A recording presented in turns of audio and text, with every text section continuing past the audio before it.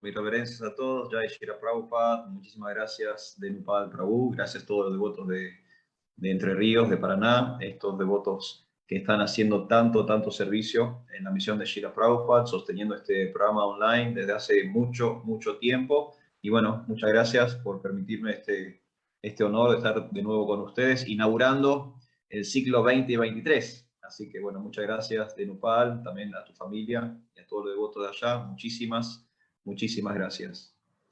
Bueno, mi nombre es Arjuna Saka Das, yo les estoy hablando desde Mar del Plata, en la República Argentina.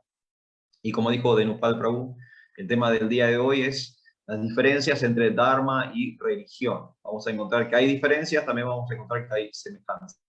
Pero vamos a hablar un poco sobre el concepto del Dharma, según lo que es la filosofía del yoga, ¿sí? Particularmente de nuestras escrituras. Yo voy a utilizar como marco teórico general el Bhagavad Gita, ¿sí? Que es el texto, digamos, de cabecera para nuestra tradición del Bhakti Yoga. Entonces yo voy a hacer una especie de resumen, de análisis de qué significa el concepto de Dharma. También vamos a hablar un poco de qué significa el concepto de religión. Vamos a ver qué similitudes hay entre ambas. Vamos a ver qué diferencias hay entre ambas. Vamos a intentar llegar a algún tipo de conclusión.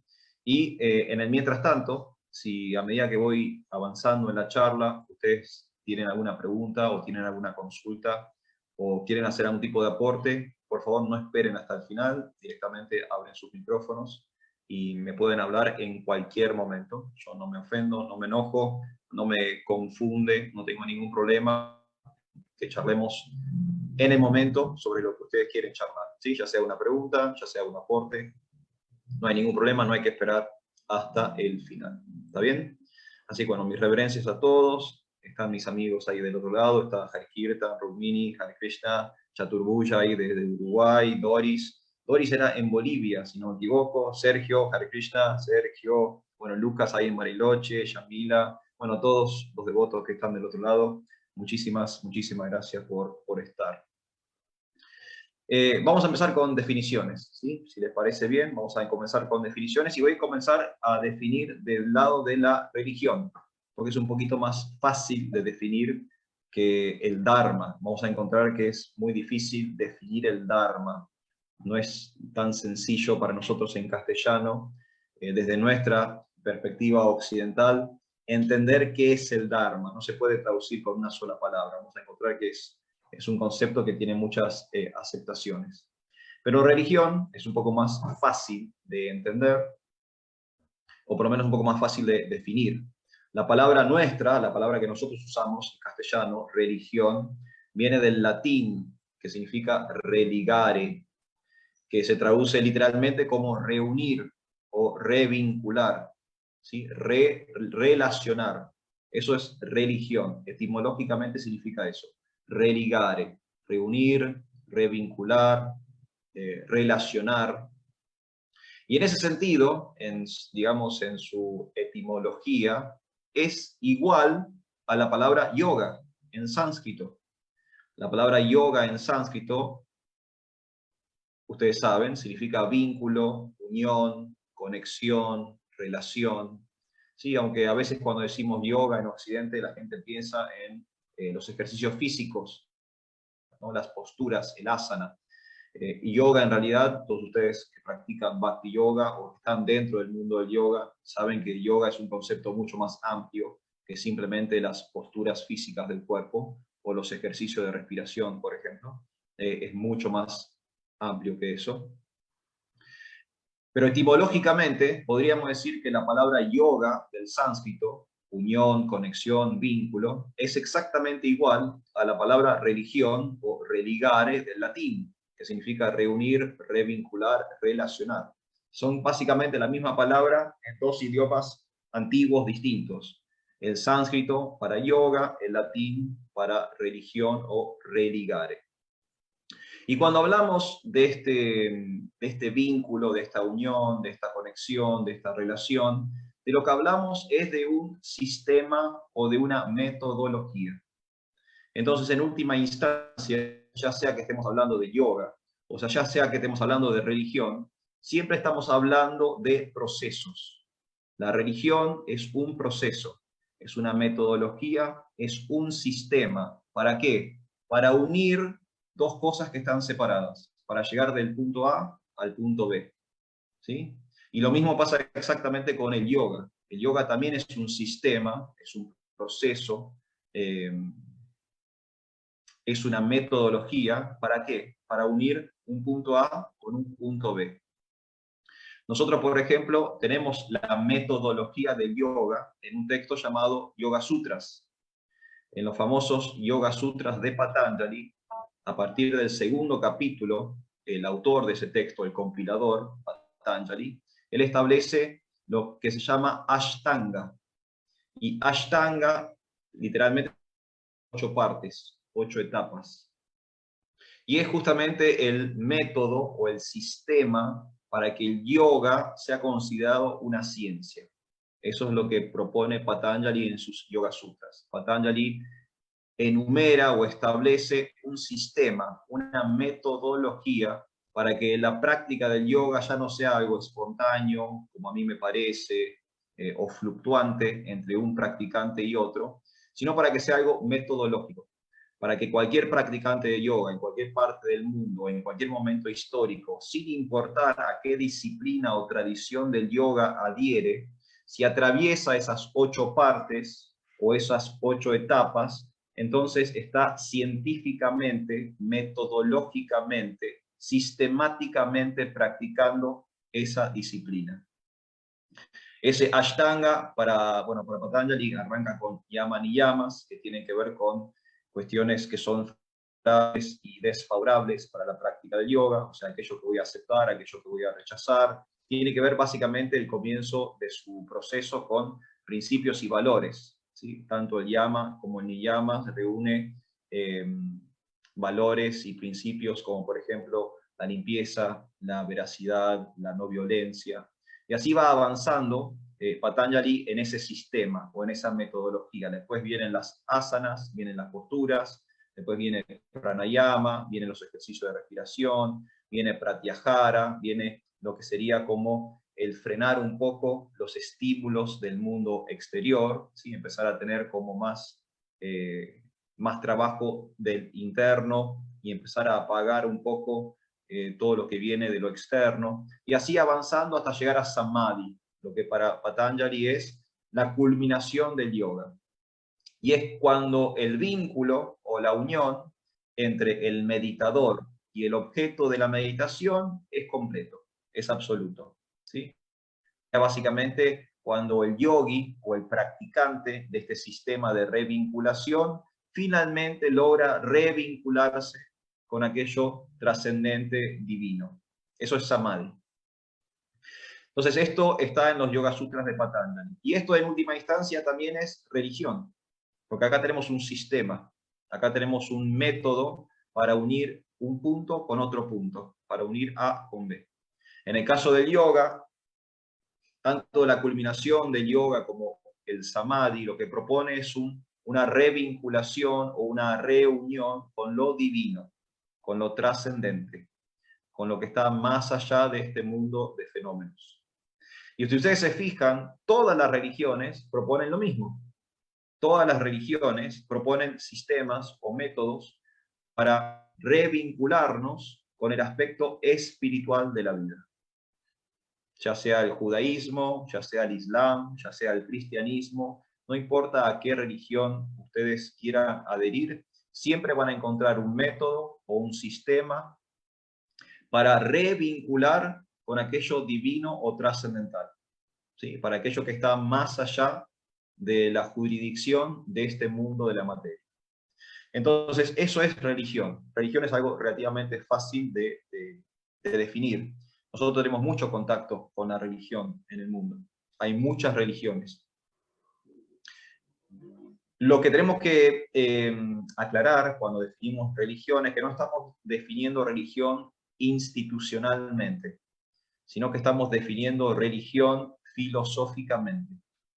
Porque a veces las personas confunden religión con una institución o con una organización en particular. Por ejemplo, nosotros vivimos en Occidente, vivimos en Sudamérica, o bueno, creo que la mayoría de los que están del otro lado viven en algún lugar de Sudamérica, y Sudamérica está muy atravesado religiosamente por la Iglesia Católica Apostólica Romana. Y muchas veces es esa institución sinónimo del concepto de religión. Pero religión no está circunscrito a ninguna organización en particular, porque no podemos decir que solo la Iglesia Católica Apostólica Romana está proponiendo un método para reunirnos con Dios. Hay otras iglesias, hay otras tradiciones, hay otras culturas que también proponen métodos o sistemas para revincularnos con Dios. Incluso dentro del mismo mundo cristiano, ¿sí? La Iglesia Católica Apostólica Romana no es la única denominación dentro del mundo cristiano. Están los anglicanos, los luteranos, los bautistas, los adventistas, está la Iglesia ortodoxa, está la Iglesia copta, ¿sí? Hay, no sé si cientos, pero hay decenas y decenas de denominaciones cristianas a lo largo del mundo. Todas proponen un tipo de religión, un tipo de sistema para revincularnos con lo divino o con lo trascendente. Entonces, en esta definición que yo estoy haciendo de religión, no estoy haciendo una definición institucional, sino que estoy haciendo una definición literal de la palabra. Y en última instancia, si queremos agregarle algo, que sea una definición filosófica del concepto de religión, ¿sí?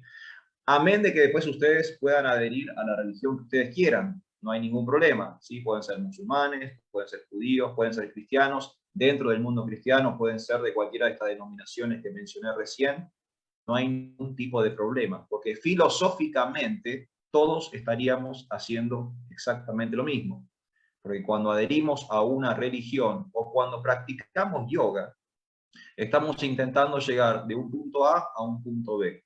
El punto A siendo el mundo material y el punto B siendo el mundo espiritual. Y esa es la definición básica de religión. Religare, reunirnos con lo trascendente o con lo divino, ¿sí? Aquel aspecto de nuestra vida o de nuestro ser que hemos olvidado o que hemos perdido. ¿Se entiende un poco lo que es religión? Religión entonces es un método, es un sistema, ¿sí? Es un proceso que nos permite elevar la conciencia o volver a entrar en contacto con lo divino o con lo trascendental. Eso es básicamente religión. Y después cada uno, de acuerdo a su propia comodidad, de acuerdo a su estado de conciencia, a veces de acuerdo a su ubicación geográfica, decide a qué religión adherir, ¿no? Hay partes del planeta donde una religión predomina por encima de otras, ¿no? Ya sea por costumbre, por tradición, porque tiene mayor impacto en esa zona, etcétera, etcétera. A veces sucede eso, ¿no? Si uno va a Medio Oriente, por ejemplo, si va a Arabia, toda la península arábica, entonces por ahí predomina el Islam, supongamos. Si uno viene a Sudamérica, como dijimos recién, predomina el cristianismo, sobre todo la vertiente católica apostólica romana. Pero, por ejemplo, si uno va a Norteamérica, no son tanto los católicos apostólicos romanos, son más los protestantes, por ejemplo, ¿no? Toda la iglesia evangélica protestante es mucho más fuerte en Norteamérica que la iglesia apostólica romana. Entonces, a veces, incluso de acuerdo a nuestra región geográfica, va a cambiar el acceso que tenemos a la religión. Pero siempre es lo mismo, siempre estamos adhiriendo a distintos sistemas o métodos para nosotros poder revincularnos con Dios. ¿Está bien? Eso es religión. ¿Se entendió eso? Esto es relativamente fácil. Ahora viene la parte difícil, que es intentar definir Dharma, porque lamentablemente Dharma no es una palabra tan sencilla de definir en castellano. Y no existe una sola palabra en castellano que pueda reunir todos los significados o todas las acepciones que nos va a permitir la palabra Dharma. Si ustedes tienen algún tipo de contacto con los libros de Srila Prabhupada, van a ver que cuando su Divina Gracia traduce el concepto de Dharma en distintos textos, a veces en el Bhagavad Gita, a veces en el Srimad Bhagavatam, a veces en el Chaitanya Charitamrita, van a ver que no siempre traduce la palabra Dharma de la misma forma. ¿sí? Por el contrario, muchas veces traduce la palabra dharma de muchas formas distintas. Y es justamente por esto que yo les digo recién. No existe en el castellano una única palabra que reúna todos los significados que tiene la palabra dharma en el sánscrito. No hay. Tenemos que usar muchas palabras en castellano para intentar nosotros acercarnos a entender qué significa dharma en sánscrito. Algunas de las traducciones más, digamos, populares del concepto de dharma son las siguientes. Por ejemplo, deber, obligación, responsabilidad, compromiso, ley, justicia. ¿Sí? Ahí tenemos también dos acepciones de la palabra dharma que a veces se usa en sánscrito. La idea de el dharma una especie de ley universal o de algún tipo de justicia cósmica. Esencia, lo ontológico o lo esencial de una cosa, a veces también se traduce como dharma. Por ejemplo, se dice que el dharma del fuego es quemar. El dharma del agua es mojar. ¿Sí? La esencia de una cosa también es el dharma de esa cosa. El agua y el fuego no tienen deberes, obligaciones y responsabilidades, pero sí tienen una esencia, el dharma traducido como esencia. Entonces hay muchas formas, como dije recién, hay muchas formas de traducir dharma al castellano. Es una palabra bastante compleja, tiene muchísimas acepciones: ley, obligación, religión, deber, compromiso, justicia. Algo interesante, virtud, a veces también se puede traducir como virtud, rectitud, ¿sí? Sendero, en el sentido de sendero como algo recto, ¿no? Como una línea que me lleva hacia algún lugar, también se puede traducir dharma de esa forma. Etimológicamente, dharma es una palabra compuesta. Ustedes saben que el sánscrito es un idioma muy complejo, muy rico, y el sánscrito permite algo que es muy interesante, que es fusionar palabras, ¿sí? En el sánscrito se agarran dos términos distintos y se unen, se crea una palabra nueva. El dharma es una palabra compuesta. Por ejemplo, karma es una palabra compuesta. Mantra es una palabra compuesta. Dharma también es una palabra compuesta. Nosotros en sánscrito también usamos palabras compuestas, pero en el castellano es mucho más sencillo, mucho más simple. En el sánscrito se vuelve más complejo esto de las palabras compuestas. De hecho, si ustedes se fijan en el sánscrito, en los libros de Srila Prabhupada, o si van a otros textos como que mencioné recién, los Yoga Sutras de Patanjali, van a encontrar palabras muy largas, palabras que tienen, no sé, 12, 14 letras, que para nosotros en castellano no existen palabras tan largas. Pero en sánscrito sí, porque esa palabra que tiene 15 letras, supongamos, por ahí son 3 palabras fusionadas, son 3 palabras que se unieron para ahora crear una super palabra o un concepto nuevo. Hare Krishna, Dharma no tiene... Hare Krishna, sí. Hay una pregunta en el chat. A ver, el chat. ¿Qué dicen los locos del chat? Nani y Luciano pregunta, ¿el Dharma como naturaleza? La naturaleza del fuego es dar calor. Sí, señor. Cuando hablábamos de esencia, también podemos hablar de naturaleza. Entonces ahí tenés otra acepción, otra posibilidad de traducción de la palabra Dharma, la naturaleza de una cosa. ¿Sí? Acá preguntan sobre el karma. Bueno, Mili, ¿podemos dejar eso para el final? Así no desviamos del tema del Dharma. Le damos duda al Dharma primero y después, si quieren, hacemos una postdata del karma. ¿Sí? ¿Está bien, Mili? Espero que sí. No me voy a olvidar, me voy a acordar. Y si no me acuerdo, Hari Kirtan, que tiene mejor memoria que yo, se va a acordar seguro. Aquí Seguro lo que se va a pones acordar. para mí. Hari, ¿vos? ¿Somos bien? Hare Krishna. Hare Krishna, Entonces, entró una madre de México, justo tenía abierto el micrófono. Hare Krishna. Bienvenido México. ¿Cómo anda México? Muy bien. Entonces, decíamos que etimológicamente podíamos analizar la palabra Dharma desde este compuesto que es, porque es una palabra compuesta, y son 2 palabras, dar, ma. Dar, la raíz dar, significa sostener, pero sostener como literalmente sostener algo, como mantener algo, agarrar algo y auparlo, por así decirlo. ¿Sí? Por ejemplo, Giridhari, el nombre de Krishna. Krishna es Giridhari. Es Giri, montaña, Dari, sostiene. Krishna es Giridhari, el que sostiene la montaña o la colina de Govardhan, por ejemplo. ¿Sí? ¿Se entiende? Entonces, de ahí viene dar. Dar significa de sostener, de soportar, de mantener a upa algo. Y ma significa yo, o mío. Después cuando hablemos de karma al final, vamos a ver que también dharma y karma terminan con la misma, el mismo sufijo, yo. Entonces, si analizamos etimológicamente la palabra dharma, dharma significa lo que yo sostengo, ¿sí? O lo que yo soporto, pero no el no soportar de aguantar, de tener que tolerar algo, sino de mantener algo, ¿sí? De como tener algo arriba, o lo que yo soporto. Eso significa dharma, no lo que yo sostengo. De aguantar, de tener que tolerar algo, sino de... Eso significa dharma. Hare Krishna, ¿hay algún retroceso? ¿Alguien que tiene que cerrar el micrófono? Sorry, Hare Krishna. Ahí está, ahí está, ahí está. Había acople, por eso. No hay nada más horrible que escuchar mi propia voz. Qué voz horrible que tengo. Bueno. Que escuchar mi propia voz. Ahí está, horrible que tengo. Ese es el karma, ese es mi karma. Mi karma es escucharme. Horrible la voz que tengo. Disculpe, devoto, no entendí lo que significaba karma. Justo estaba hablando mi familia, estamos cenando y estamos escuchando la reunión. Ahora no le voy a repetir porque no me está escuchando. Ah, no sea malo. Al final vamos a hablar de karma, pero primero déjenme terminar con dharma, así no desviamos del tema, ¿sí? Claro, discúlpeme, señor devoto. No, por favor, no hay problema.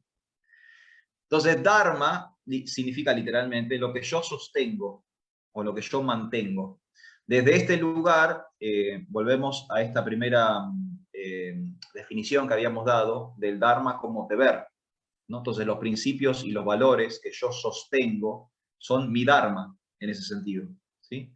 Mis deberes, mis responsabilidades, mis obligaciones, mis compromisos son mi dharma. Yo sostengo esas cosas, ¿sí? Me sostengo en la limpieza, en la no violencia, ¿no? En la caridad, etcétera, etcétera. Entonces eso es lo que significa literalmente dharma, lo que yo sostengo. También habíamos dicho, ¿no? Virtud, habíamos dicho sendero, rectitud, religión, obligación, deber, ley, justicia, compromiso, responsabilidad. El problema con dharma, o con el concepto del dharma, es que es muy amplio, como habíamos dicho anteriormente, abarca muchas ideas distintas, y no existe una única palabra en castellano que pueda reunir todas esas ideas. Y en distintos contextos, a medida que uno va atravesando la literatura de los Vedas, va a encontrar que se le da más preponderancia a una definición de dharma que a otra. Entonces doy un ejemplo. En el Mahabharata, ¿sí? Que es la epopeya a donde forma parte el Bhagavad Gita. El Bhagavad Gita, ustedes saben, es una porción de un libro mucho más grande. Ese libro más grande se llama Mahabharata. En el contexto del Mahabharata, que es la epopeya que contiene el Bhagavad Gita, el Dharma casi es el tema principal del Mahabharata.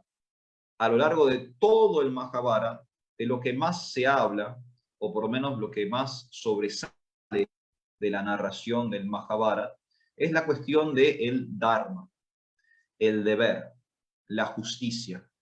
Y hay una gran tensión a lo largo de todo el Mahabharata. Hay una gran tensión entre lo justo y lo injusto. Lo justo es Dharma y lo injusto es adharma. Entre lo correcto y lo incorrecto, entre lo bueno y lo malo, por así decirlo, entre la luz y la oscuridad.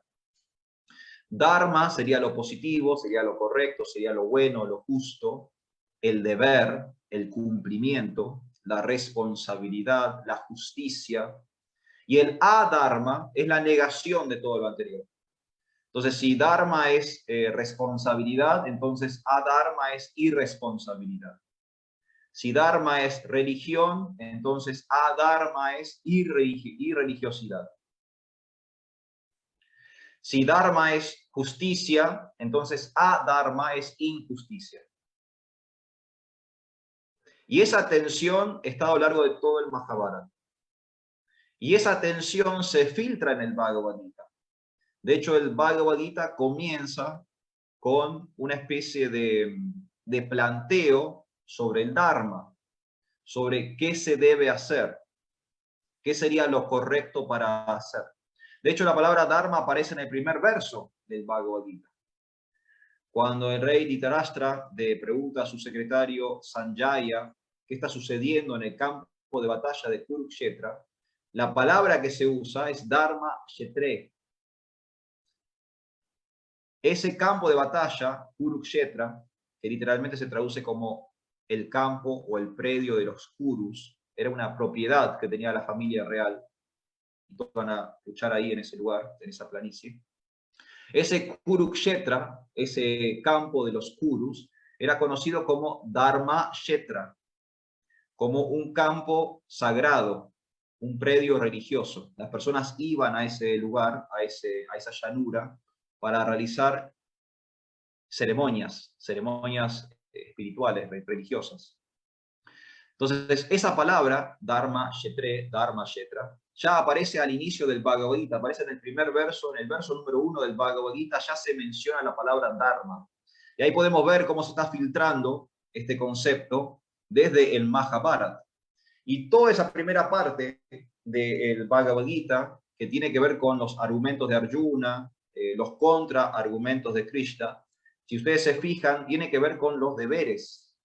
Arjuna, en su argumentación para no participar de la guerra, él pone como excusa algunos deberes materiales que él tiene para con su familia, para con la nación, para con el reino, y en base a esos argumentos, él está intentando excusarse para no participar de la guerra. Después viene el contrapunto de eso, que son los contraargumentos de Krishna. ¿No? Krishna empieza después un poco a desmantelar todas esas propuestas de Arjuna y empieza a explicarle cuál es su verdadero dharma, cuál es su verdadero deber, cuál es su verdadera responsabilidad. Y también le da a entender que esa batalla no es una batalla ordinaria. Eso también es algo interesante que aparece en el Bhagavad Gita. Esa batalla de Kurukshetra, que después se continúa en el Mahabharata, no es una guerra ordinaria, no es que son personas simplemente luchando por un territorio. En Kurukshetra lo que se está poniendo en juego es la lucha del bien contra el mal. Los Pándavas, representando el Dharma, el deber, la religiosidad, la justicia, y los Kurus, los malos de la película, representando justo todo lo contrario, la irreligiosidad, la irresponsabilidad, la injusticia. Entonces no era simplemente una lucha por acceder al trono, era una lucha para determinar qué tan justo o qué cuota de justicia iba a quedar en el planeta Tierra. Si ganaban los Kurus, la religiosidad, la justicia, la moral, eso todo iba a decaer, iba a corromperse, iba a desaparecer. Pero si ganaban los Pándavas, que eran personas espirituales, eran yogis, trascendentalistas, entonces la rectitud, la moral y los principios iban a poder mantener, sostener dharma, sostener principios y valores. Entonces eso también se explica en el Bhagavad Gita. Pero bueno, vemos como por ejemplo en el Mahabharata el concepto de dharma tiene más que ver con justicia, qué es lo justo, qué es lo correcto. Y hay toda una sección de la literatura védica que trata sobre el concepto del dharma y son los dharma shastras. ¿Sí? Hay toda una colección de literatura que se compila dentro de un género en particular. La literatura védica es muy amplia. Hay muchos textos, hay millones y millones de versos en sánscrito. Entonces, cuando hablamos de literatura védica, ese es el paraguas general, o sea, es como la brocha gorda que abarca todo. Pero después, dentro de ese gran paraguas que decimos literatura védica, hay muchos géneros, como cuando uno va a una biblioteca o cuando uno va a una librería, vieron que hay muchos libros, pero hay secciones. Está la sección novela, policial, ensayo, poesía, teatro, está todo agrupado por temas.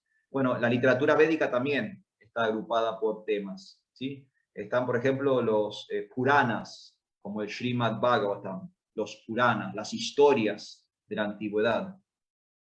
Están los Upanishads, ¿no? Como el Upanishad, los textos que tienen que ver con filosofía, que son tratados filosóficos. Están los sutras, que son como colecciones de aforismos, de frases cortas, ¿no? Por ejemplo, yo mencioné hoy los Yoga Sutras. Entonces hay distintas categorías de literatura dentro de la literatura védica. Dentro de esas categorizaciones y esos géneros están los Dharma Shastras. Hay una colección de textos o de versos que tratan justamente esto de los deberes o las obligaciones del ser humano. El más famoso de estos textos se llama Manu Samhita. Quizás lo hayan escuchado nombrar, el Manu Samhita. El Manu Samhita es básicamente un código legal, como si fuera un código civil de la antigüedad de la India, ¿sí? En el Manu Samhita están las leyes, la legislación de esa antigua cultura védica. Están las grandes leyes que se ponían en práctica hace 5.000, 6.000, 10.000 años atrás. El Manu Samhita. Es un código civil de la antigüedad. De hecho, si ustedes estudian Derecho en la universidad, van a ver en Derecho 1, se habla del Manu Samhita. Es uno de los primeros códigos legales del planeta Tierra, uno de los más antiguos del mundo. Forma parte de la literatura védica. Y la columna vertebral del Manu Samhita es el concepto del Dharma, porque todas esas leyes establecidas en el Manu Samhita corresponden a los distintos deberes y las distintas obligaciones de los seres humanos. Lo interesante del Manu Samhita es que una misma ley no es igual para todos los seres humanos.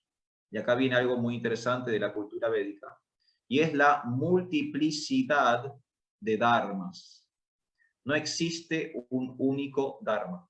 No hay un dharma, digamos, que atraviese a todas las personas, sino que cada uno, de acuerdo a su posición social, su género, su nacionalidad, etcétera, etcétera, etcétera, va a estar afectado por un tipo de dharma en particular. Entonces, por ejemplo, hay un dharma para los varones, hay un dharma para las mujeres, hay un dharma para los varones solteros, hay un dharma para los varones casados, hay un dharma para los varones viudos, hay un dharma para las mujeres solteras, hay un dharma para las mujeres casadas, hay un dharma para las mujeres viudas, hay un dharma para los niños, hay un dharma para los ancianos, hay un dharma para los que tienen empleo, hay un dharma para los que no tienen empleo, hay un dharma para los empleados, hay un dharma para los empleadores, y así podemos ir infinitamente. ¿Se entiende? Hay una multiplicidad de dharmas. Los deberes y las obligaciones fluctúan y varían de acuerdo a las distintas personas. Género, posición social, edad, nacionalidad, todo eso se tiene en cuenta para determinar el dharma de cada uno. Y no es el mismo dharma, no es intercambiable. ¿Se entiende? El dharma de un hombre casado no es intercambiable con el dharma de un hombre soltero. Son distintos. El hombre soltero tiene sus deberes y obligaciones. El hombre casado tiene sus deberes y sus obligaciones. Hay un verso que explica esto en el Bhagavad Gita, cuando Krishna le dice a Arjuna, es mejor ejecutar imperfectamente los deberes de uno que perfectamente los deberes de los demás. ¿Sí? Hay un verso muy famoso en el Bhagavad Gita donde Krishna le advierte este peligro de querer hacer algo que no le corresponde a uno. ¿Sí? Mejor que uno haga lo que le corresponde a uno y no imitar o intentar seguir el deber o el sendero de otro, ¿no? Es ser auténtico con uno mismo, ser sincero con uno mismo y hacer lo que uno tiene que hacer, no imitar, no querer como seguir un camino o un sendero que no nos es propio.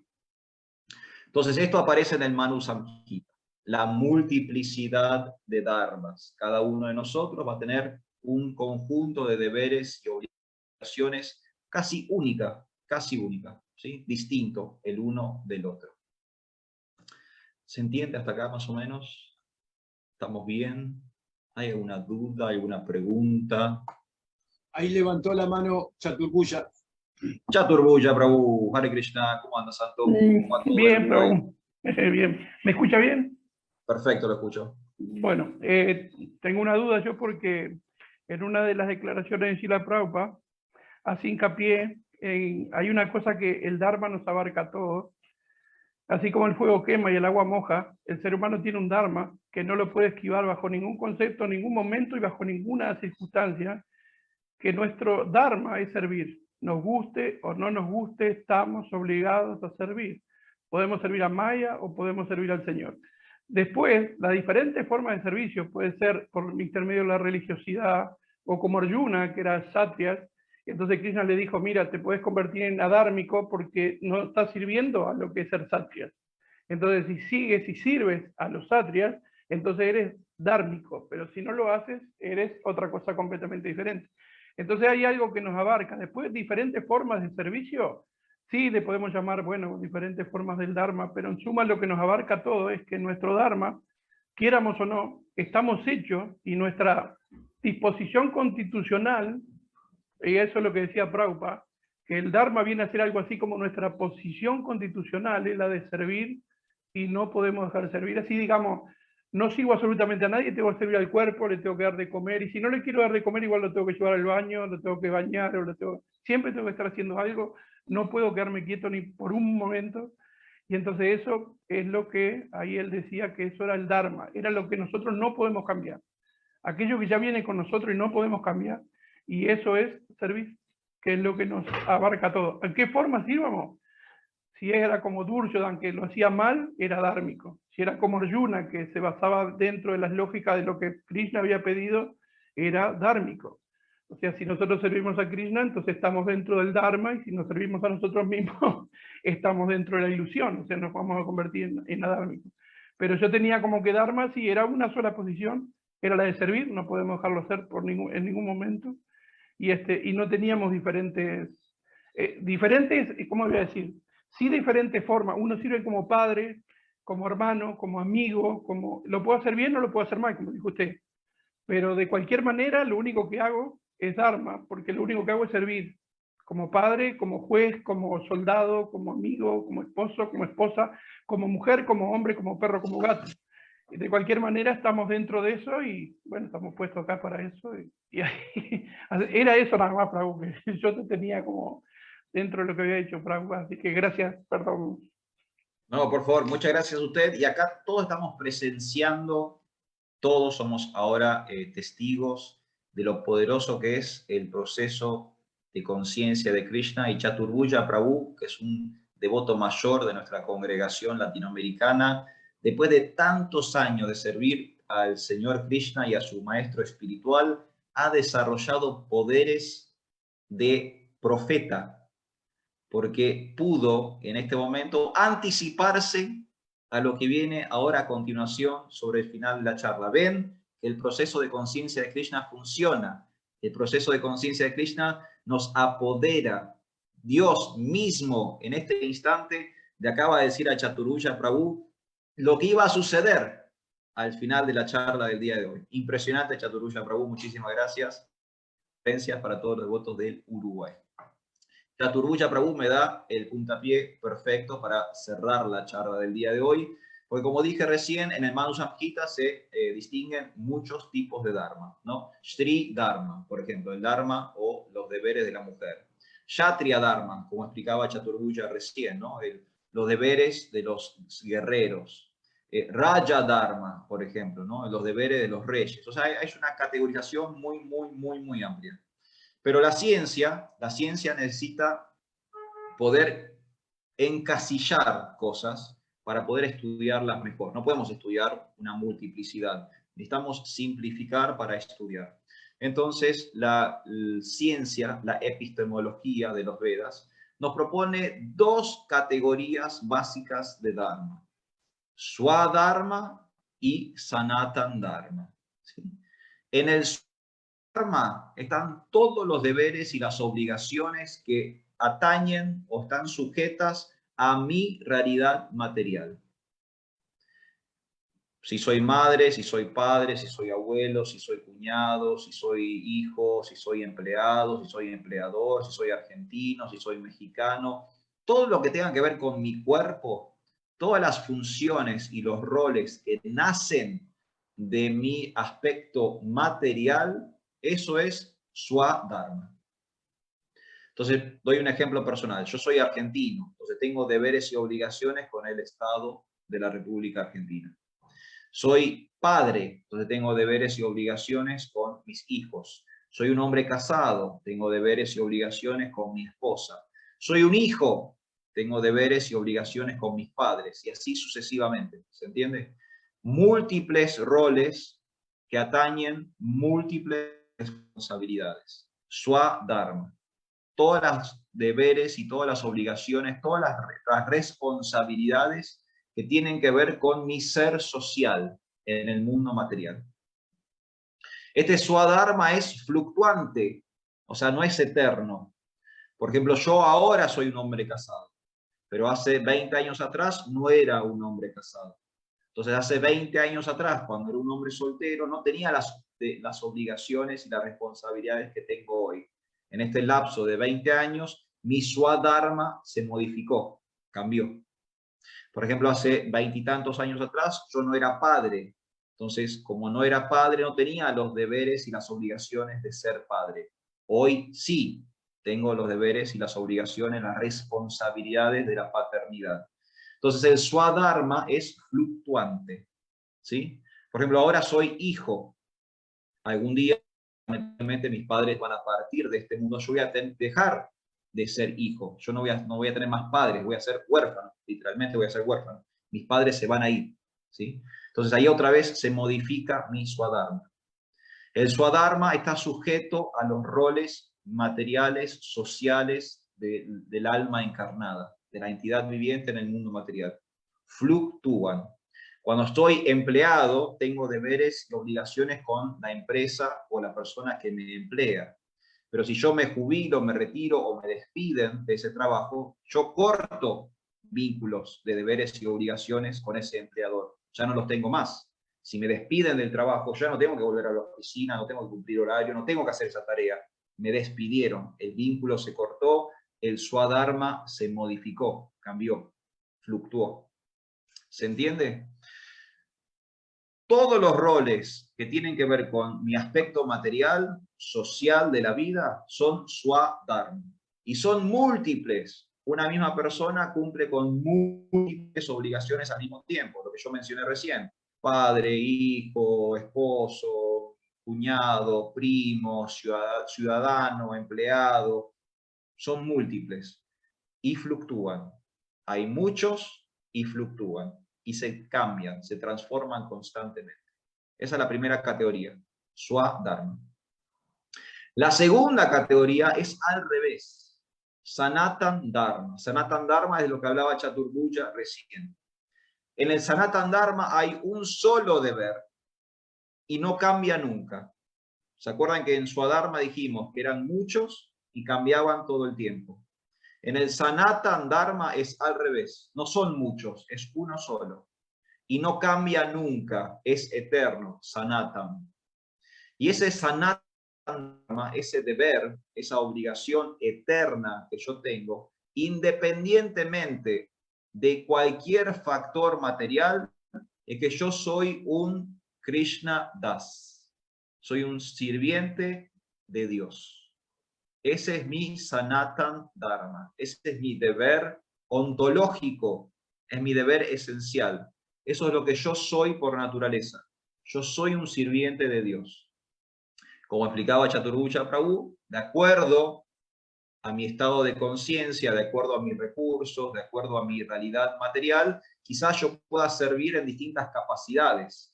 Quizás un niño sirve de una forma, un adulto sirve de otra forma, un hombre sirve de un modo, una mujer sirve de otro modo, pero todos estamos sirviendo. Sanatan Dharma. No importa si soy hombre, mujer, joven, anciano, blanco, negro, norteamericano, argentino, sino todos tenemos el mismo deber, la misma responsabilidad espiritual, que es ponernos a disposición de Dios. Nosotros ser sirvientes del Señor Supremo, Sanatan Dharma. Y este Sanatan Dharma trasciende la religión, porque en este Sanatan Dharma estamos todos, los judíos, los musulmanes, los cristianos, los Hare Krishna, no importa las etiquetas o las designaciones o las autopercepciones que tengamos de nosotros mismos. En esencia, como almas, como jiva, como atma, como chispa espiritual, todos somos sirvientes de Dios. Y eso es Sanatan Dharma. Entonces, ¿cuáles son las diferencias entre Dharma y religión? Una gran diferencia es que Dharma es un concepto mucho más amplio que religión. ¿Sí? Habíamos dicho que religión era un sistema, era un método. El Dharma trasciende el sistema o el método. Y esto también lo aclara Krishna en el Bhagavad Gita, en el famoso verso 18:66, cuando Krishna le dice a Arjuna que abandone toda variedad de religión y tan solo se entregue a él. Ese verso marca la gran diferencia que hay entre Dharma y religión. El Dharma trasciende la religión, trasciende los métodos, trasciende los sistemas, porque no importa si vos sos judío, no importa si sos cristiano, no importa si sos musulmán, no importa si sos Hare Krishna, en última instancia tenemos que entender que somos sirvientes de Dios. Nosotros somos partes y porciones del Señor Supremo. Podemos decidir el camino que más cómodo nos resulte. Podemos elegir el método. Podemos adherir al sistema o al proceso que nos resulte más cómodo. Pero en última instancia tenemos que llegar a la realización espiritual de que como hombres, como mujeres, como judíos, como cristianos, todos somos devotos, sirvientes del Señor. Hare Krishna, Prabhu. Hay una pregunta de la devota de México. Madre. De México. Adelante, México. Hare Krishna, Prabhu. Bueno, hablan no en castellano en México. Sí, no. Muchas gracias por aceptarme. Mi nombre es Umada Vidaini, discípula de Srila Guru Prasad Swami. No soy mexicana, pero mi vida espiritual se realizó más en el Templo de México hace muchos años. Muy interesante lo que se está diciendo sobre el Swadharma y el Sanata Dharma, ¿no? Precisamente estaba pensando en el último verso, o lo que se estaba mencionando del Bhagavad Gita, abandona todo tipo de religión y solamente ríndete a mí, ¿no? De repente me acordé en el pasatiempo de Yudhishthir, cuando ellos están rumbo a los Himalayas, él nunca deja el Dharma, ¿no? El pasatiempo que... Él es el hijo del Dharma. Él es el hijo del Dharma. Entonces, medio pregunta, medio comentario, estoy tratando de hilvanar bien las ideas. Se entiende que la religión sigue siendo un concepto, entre comillas, material, ¿no? Es un concepto del yo y todo lo que está relacionado con uno. Pero el Dharma siempre nos va a acompañar. O sea, es algo que nosotros no podemos ni vamos a dejar. Como entidades, como almas espirituales, nuestro Dharma siempre es servir. Sí. ¿Verdad? Entonces, pero también, así como es servir, en el primer punto cuando usted estaba señalando del Swadharma, también es inherente en el alma buscar algo superior. ¿Se entiende? Sí. ¿No? Entonces, nada más ese comentario mientras usted estaba explicando, ¿no? Perfecto. No hay más que agregar, eso está perfecto. Okay. Sí, sí. El Dharma nunca nos abandona, no podemos esquivar, no podemos evitar el Dharma. Nuestra naturaleza es servir a Dios. Esa es nuestra naturaleza esencial, la más elevada, nuestro estado de conciencia más elevado, porque como explicaba Chaturvya, las personas que no tienen religión, las personas que no atraviesan métodos de revinculación con lo supremo, los así llamados ateos, ellos también sirven. Pasa que sirven a estados inferiores de conciencia. Sirven a la materia, o sirven a la nación, sirven a un club de fútbol, o sea, sirven a otras nociones de la realidad. Los espiritualistas lo que intentan es reconectar con su esencia, con su verdadero ser, elevar su conciencia al máximo potencial y alcanzar lo que Patanjali llamaba samadhi, o lo que Prabhupada llama la culminación del yoga, que es poder servir a la suprema personalidad de Dios. Pero el servicio es inherente, es innato. Lo tenemos y no lo podemos esquivar, no lo podemos evitar. Claro, es como el tiempo que ocupa un espacio, ¿no? Entonces, también como el alma condicionada, de acuerdo a su avance, a su entendimiento, a su rendición, va a tener un dharma en su vida, o una comprensión del dharma, más bien, de acuerdo a su conciencia. Sí. O sea, finalmente, como usted explica, es verdad, va a ejecutar, tal vez lo va a ejecutar mal, medio ejecutar, pero finalmente está sujeto a una acción, ¿no? A un deber. Sí, sí, perfecto, es eso, es exactamente eso. Usted y Chaturvulya se llevan cada uno un 10 felicitado sobresaliente. Muchas gracias, Santa. Hare Krishna. Gracias por todo. Buenísimo. Muy bien. ¿Estamos bien entonces, devotos? ¿Se entendió un poco esto del Dharma y la religión? En un sentido hay similitudes, pero en otro sentido hay diferencias. Y tenemos que hablar de diferencias. La gran diferencia, que era un poco la temática del día de hoy, ¿cuál es la diferencia entre Dharma y religión? La gran diferencia es que Dharma trasciende la religión.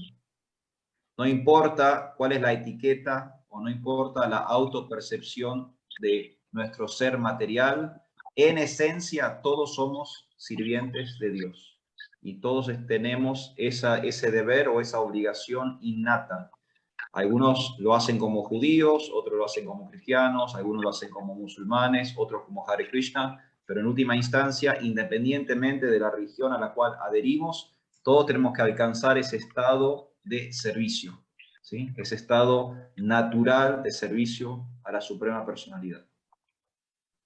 Sería como de gozo, ¿no? ¿Cómo? Sería como si fuera una devoción, un éxtasis, digamos, de vocación, así, digamos, de cada uno de su punto de vista. Por ejemplo, yo me gusta el Hare Krishna y me gusta el cristianismo. Y Muy todos bien. tenemos que llevar un fin y a cabo y decir de que cada vocación que tengamos. Y yo, por ejemplo, yo tengo vocación de ayudar a la gente y soy de rama espiritual y tengo mi vocación en Cristo también. Y está bueno. Perfecto. También y está bueno, sí, lo que dijo la de México, que me parece media cordobesa, como yo. Es lindo ayudar al prójimo porque uno se siente a ayudar al otro y es como que, bueno, mira, se me ríe en la cara, qué malo. Soy muy burra, perdón. Está muy bien, no hay ningún problema, se entiende, se entiende. Cada religión tiene su propia naturaleza también, tiene su modalidad. Por ejemplo, el cristianismo es una religión de las buenas acciones. Lo que en la literatura de los Vedas se conoce como karma yoga. Es la religión del karma yoga, de ejecutar buenas acciones, de ayudar al prójimo, de ser caritativo, de ser piadoso, de ser misericordioso, de ayudar. Es la religión del ayudar. El Bhakti, que es lo que popularmente se conoce como el movimiento Hare Krishna, el Bhakti Yoga, es la religión de la devoción. Estamos intentando desarrollar amor puro por Dios. La devoción es un tipo de amor exclusivo para Dios, que es diferente a otros tipos de amor, ¿no? Uno tiene amor por los hijos, por la pareja, por la mascota, tiene amor a veces por una estrella de rock o una estrella de cine, ¿no? Uno puede tener amor por muchas cosas, pero la devoción es un amor exclusivo que solo se puede tener con Dios. No se puede tener devoción por ninguna otra cosa que no sea Dios. Entonces en el Bhakti se acepta las buenas acciones, se ejecutan buenas acciones, pero la meta, la culminación siempre es que esas buenas acciones me permitan desarrollar amor puro por Dios, devoción por Dios. Por eso el cristianismo y el bhakti tienen muchos puntos en común. Sí, por eso. Se complementan en muchos aspectos. Yo hace poquito empecé a leer Bhagavad Gita y hay muchas cosas que tienen que ver con el cristianismo y tiene Claro. mucho que ver también. Y está muy bueno para que... El bhakti es la culminación de todas las religiones. Se explica, Claro. se explica en el Bhagavad Gita, hay un concepto, en el capítulo 6 del Bhagavad Gita hay un concepto que se llama la escalera del yoga. Y se explica que hay 4 religiones básicas en el mundo. Está la religión de la acción, karma yoga. Está la religión de la intelectualidad o el estudio, que es digamos, el mundo científico, filosófico, dhyana, yoga. Está la religión de la meditación, que es dhyana yoga. Ahí está el hatha yoga, el famoso yoga de las posturas físicas, está ahí. Y después está la religión de la devoción, bhakti yoga. Lo interesante de esta escalera, imagínense una escalera con 4 peldaños. Lo interesante de esta escalera es que cuando vos subís, automáticamente incorporás el peldaño anterior.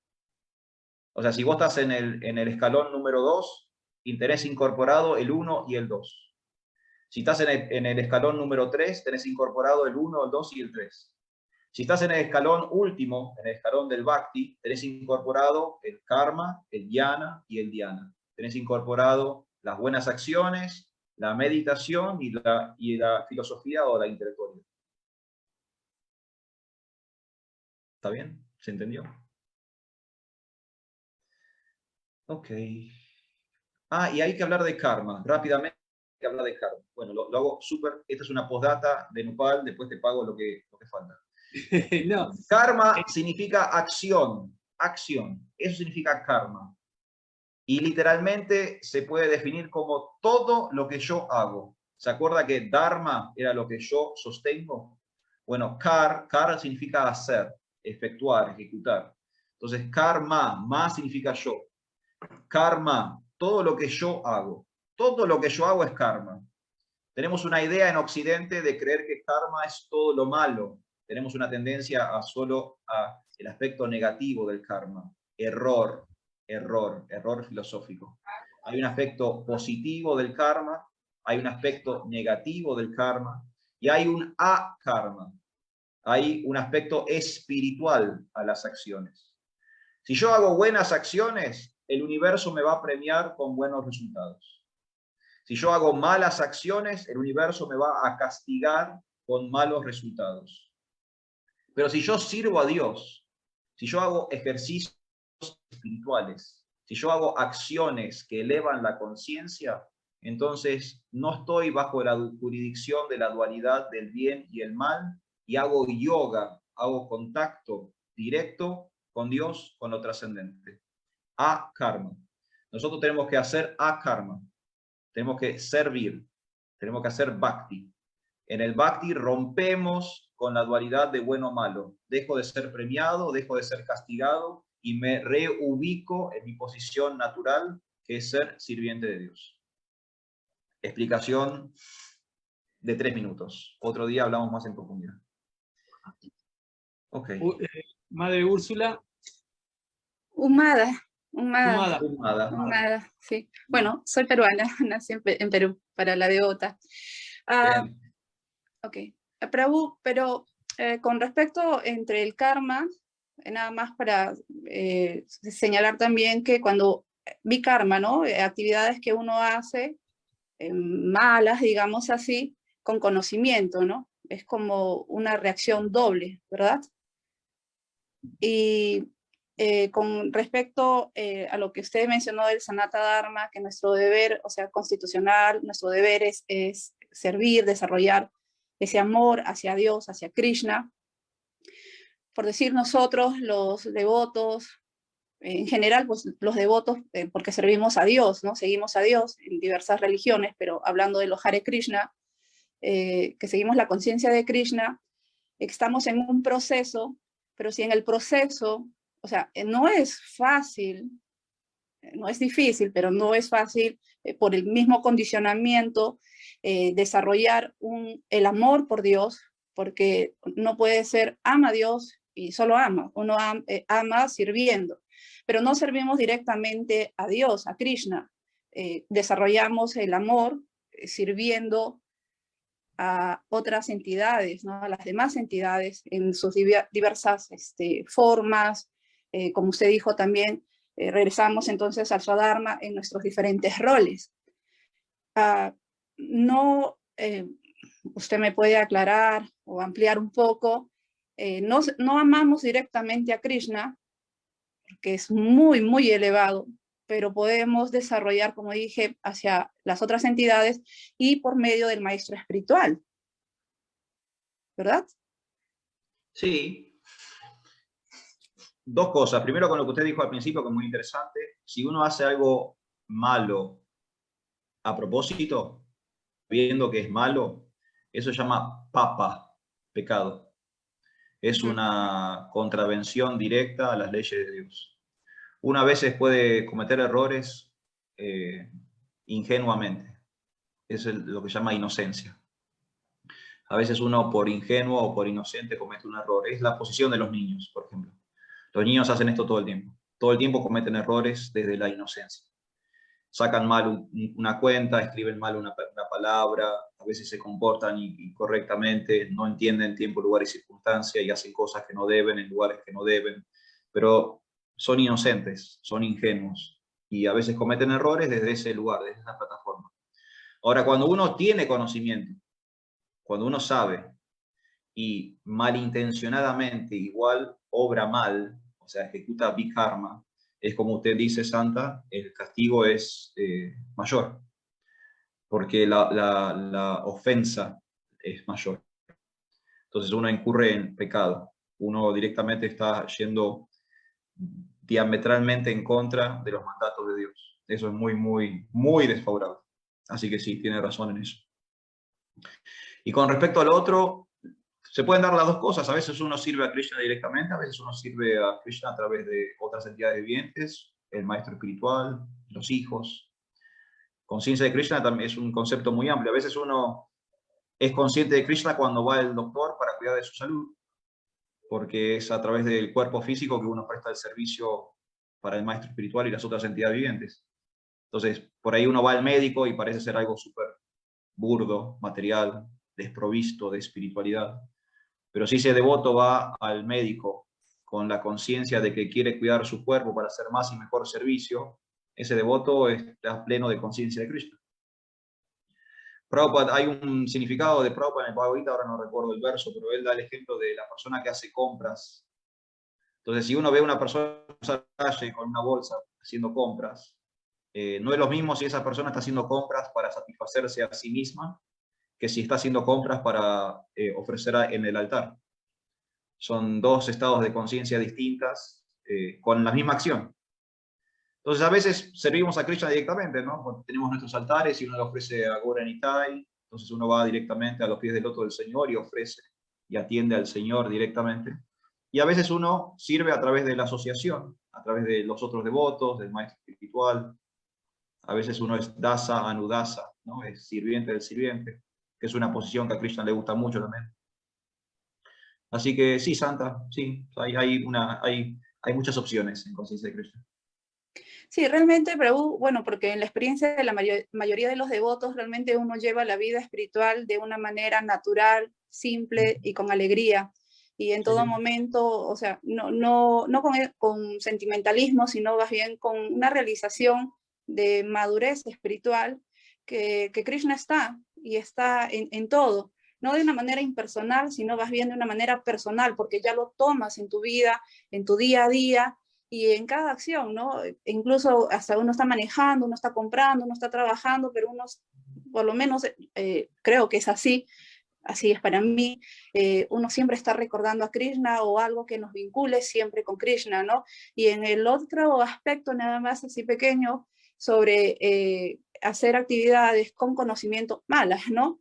E incluso para los devotos que estamos predicando o los que predican, a veces es mejor cada persona tiene su tiempo, ¿no? Cada persona tiene su conciencia, e incluso es mejor hasta no decirle algo porque no está listo para seguir ese principio o seguir esa enseñanza, y sería contraproducente decirle algo que no va a poder y que ya tiene la información y que lo va a ejecutar y va a ir en contra de esa persona, ¿no?